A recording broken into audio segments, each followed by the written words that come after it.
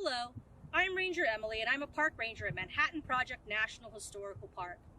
Today it is my privilege to share the story of Sadako Sasaki, a young Japanese girl who witnessed the atomic bombing of Hiroshima, Japan, and inspired generations with her origami cranes and message of peace.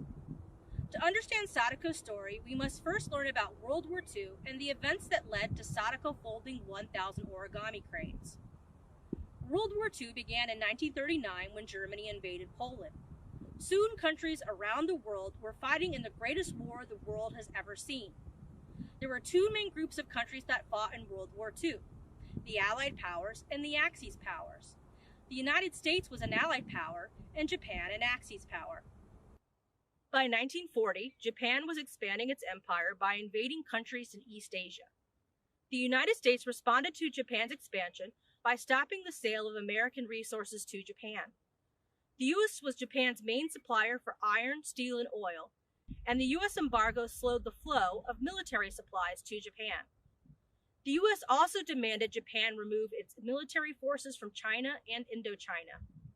That same year, Japan formed an alliance with Germany and Italy by signing the Tripartite Pact. The world was now divided between Allied powers and Axis powers. And on December 7, 1941, Japan took military action against the United States by bombing Pearl Harbor Navy Base in Hawaii. The following day, President Franklin Delano Roosevelt and the United States Congress officially joined the Allied powers and declared war on Japan and the Axis powers.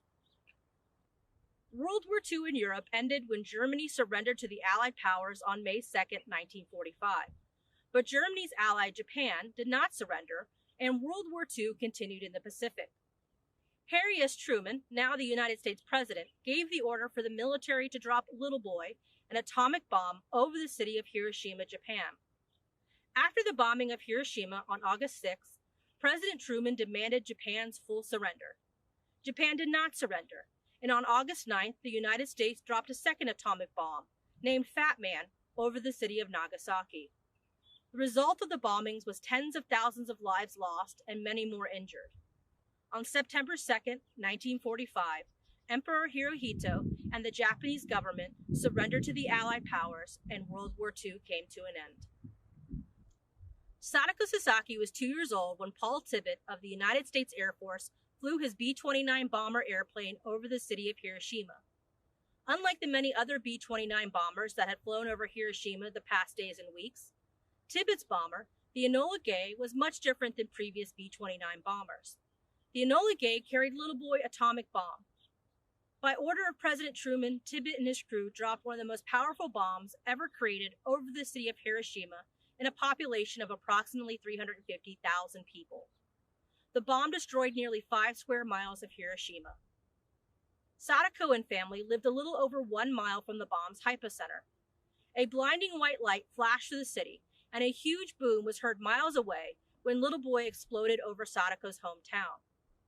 Immediately, fires broke out all over the city, and radioactive black rain began to fall from the sky. Sadako, with her mother and brother, escaped the fires. Sadako's grandmother was leaving with Sadako and her family when she turned back to retrieve some family heirlooms from their home, and was never seen again. Shigeo, Sadako's father, was not in Hiroshima at the time. Shigeo reunited with his family after the bombing, and the Sasaki family returned to Hiroshima to rebuild their lives. Like many others living in Hiroshima following World War II, the Sasaki family struggled with sickness, financial hardship, food scarcity, and the uncertainty of their family's future. They mourned the loss of their grandmother, neighbors, and their home. The Sasaki family would also grieve for Sadako when she became sick with atomic bomb disease.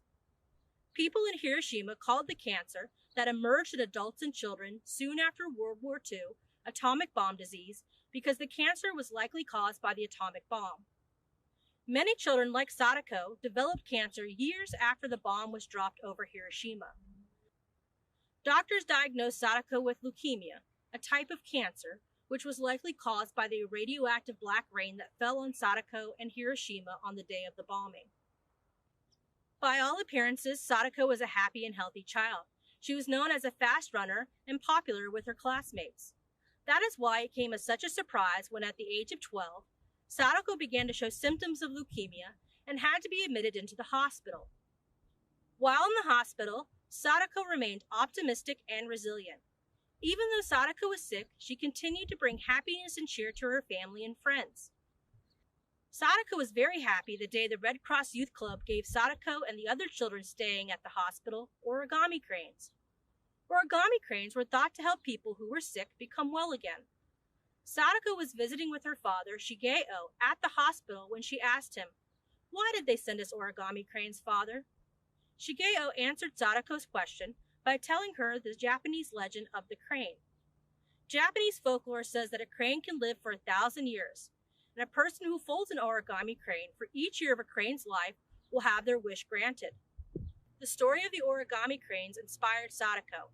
She had a new passion and purpose, to have her wish, to be well again, granted by folding 1,000 origami cranes. Sadako's room soon filled with hundreds of colorful origami cranes of all different sizes. After folding her 1,000th crane, Sadako made her wish to be well again. Sadly, Sadako's wish did not come true. She remained ill, but did not lose her faith in origami cranes. Sadako began folding more cranes for a new wish, for her father's debt to be forgiven. Sadako continued to fold cranes, some as small as a grain of rice, until her last moments. Surrounded by family, with over 1,000 origami cranes in her room, Sadako passed away at the age of 12. When Sadako first realized how sick she was, she had many thoughts and questions. She worried about her family and if people would remember her. Sadako asked herself, how can I make the world a better place while I'm still alive? She wanted to leave the world a more peaceful place, and she shared those thoughts and feelings with her friends and family. Though Sadako did not know her impact on the world when she died, Sadako did make the world a better place. Sadako's resilient spirit and origami cranes inspired her friends and classmates to raise money for a monument for Sadako and the children who died as a result of atomic bombs. Since 1958, thousands have visited the statue of Sadako in Hiroshima Peace Memorial Park.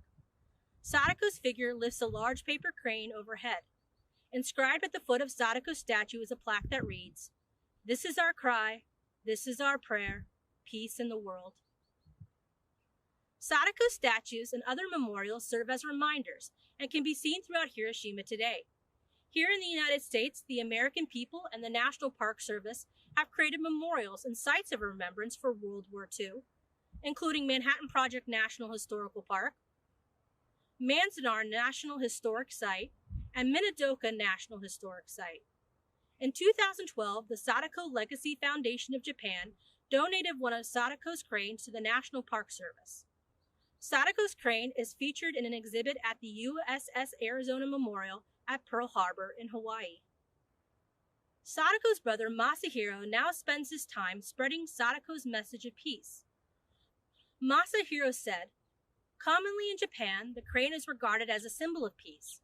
But for us, in the Sasaki family, it is the embodiment of Sadako's life, and it is filled with her wish and hope. I hope by talking about this small wish for hope, the small ripple will become bigger and bigger." Masahiro promotes the value of Omo Iari no Kokoro, a compassionate and sympathetic heart. He believes that having a compassionate and sympathetic heart is essential for creating peace in the world. In many ways, Sadako was an ordinary girl, yet she did something truly extraordinary. She inspired generations of people to share messages of peace. There may be times that you feel ordinary, but think of all the extraordinary changes you can make in the world by simply having an Omo Iari no Kokoro, a compassionate and sympathetic heart. Thank you for joining me for our talk about Sadako Sasaki. I hope the story of Sadako inspires you to share a message of peace.